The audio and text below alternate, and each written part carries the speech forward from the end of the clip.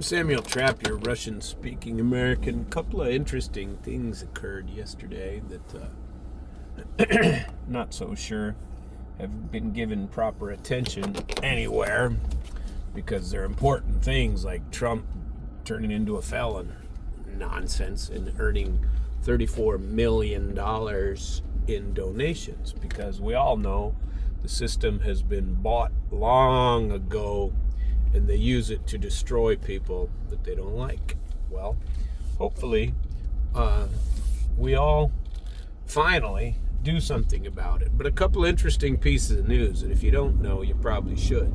Number one is our hero, Zelensky, is planning on holding a summit.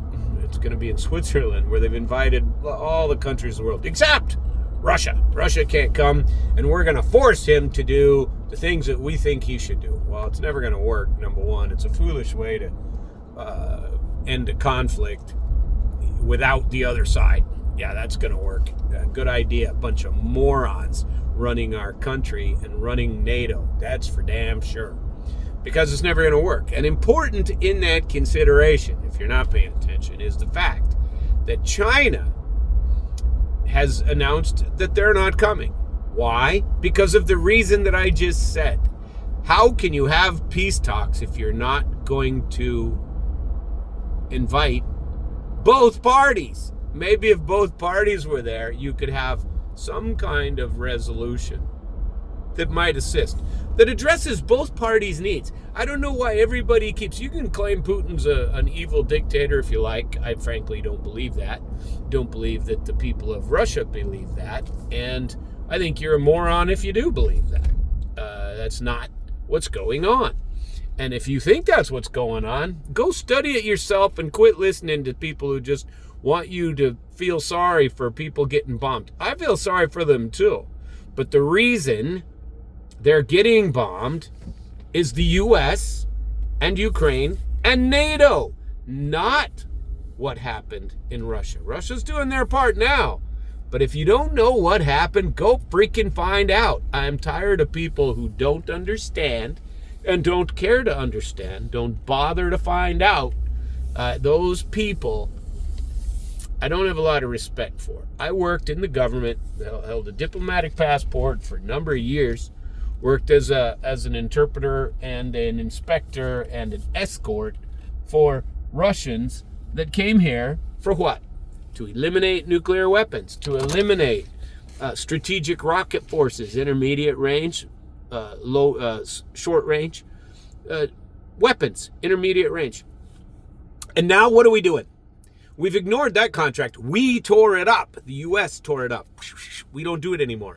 And have been putting those weapons all over Eastern Europe for the last number of years. Now, if you listen to Scott Ritter, you know a lot of that stuff. But I worked in the same agency that he worked in. And I thought it was great back at the time. We missed a huge opportunity. Listen to my channel. I've gone through this a good number of times and thought that I should do it in English. Because Russians already know this. Shit, Ukrainians already know this. Ukrainians know what happened. But they are pot committed. They are all in. They have to be. And well, actually, they really don't have to be. Zelensky is, because he's an actor. You know, he has to hold the Constitution and cry appropriately. But he's the same nasty soul as our leaders here. That's not a good person. You can think that he's a good person, but all you can see it. It's not a good guy. And he has no problem fighting to the last Ukrainian. And by the way, Ukrainians, I feel sorry for you. I really do. Most of you are here in Florida. There's a ton of you in Florida. A bunch of you left to Russia. Do you know the most people that have, the largest number of Ukrainians that have left Ukraine went to Russia? And if you don't know that, you need to study the numbers, because a lot of people in Ukraine and in Russia believe that they're brothers. And I don't understand if Americans don't get that. I think our leaders get that, but again, they're all pot committed. And they think that this summit is going to achieve something, and it's not. And they also keep escalating, keep one-upping, keep next. Now, we're allowing Ukraine to do our nasty work for us using NATO weapons when they're not a member of Ukraine of NATO, but using NATO weapons to bomb targets inside of Russia. That's been allowed by Italy. Refused that the other day. A couple other countries have refused it that are NATO participants. But now the last one to agree were Germany and the U.S. And now Germany and the U.S. have said, oh, please use our weapons to bomb inside of Russia, outside of the zones of conflict. Those are legitimate targets for Ukraine. Well, if that's the case, why are we complaining that Houthi rebels are bombing people with Iranian weapons, and we blame Iran and we bomb Iran? Does that not give Russia? So we think we have the right to bomb Iran because Iran gave weapons to somebody that bombed us. So if Russia did the exact same thing, Germany gave Ukraine weapons to bomb us, why can't they then, under the same principles that we're using to bomb the world, why then can't they bomb Germany or Washington or Fort Myers, Florida, for that matter? Why can't they just bomb wherever they want because they're Russian?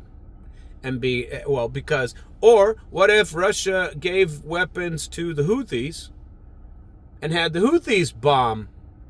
Wouldn't that then give the U.S. the right to bomb Russia? Everybody has the right to bomb anybody whenever they want.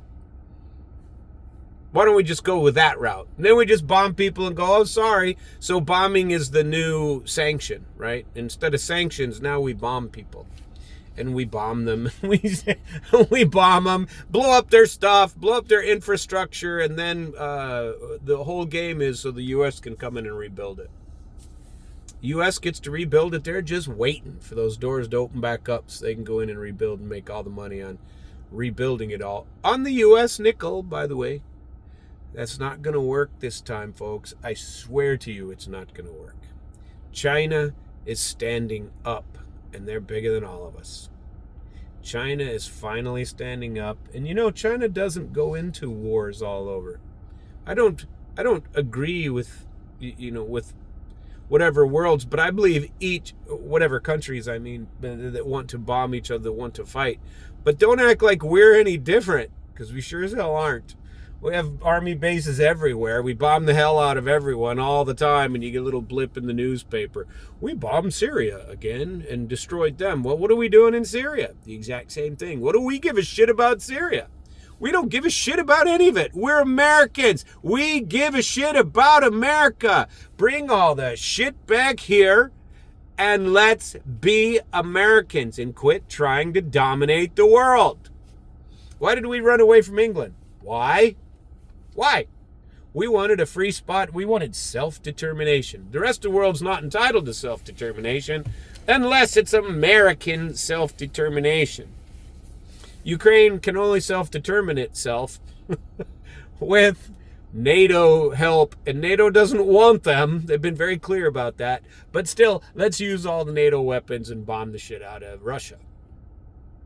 Tell you what, folks, we're making a big mistake. I kind of tend to babble a lot. I'm really sorry. But that's me. You don't want to listen? Don't listen. Have a nice day anyway, and I appreciate you if you did listen this far. And check out my channel. I try to be somewhat interesting, and people give questions all the time, and I try to answer them in Russian and in English. And very soon, I'm going to do it a little bit more formally. You have a very nice day. Samuel Trapp. Oh, geez, you got to use my whole name. Samuel Trapp, and please check out my channel. And I'm going to go do some shopping and then go to the botanical garden. You have a very nice day.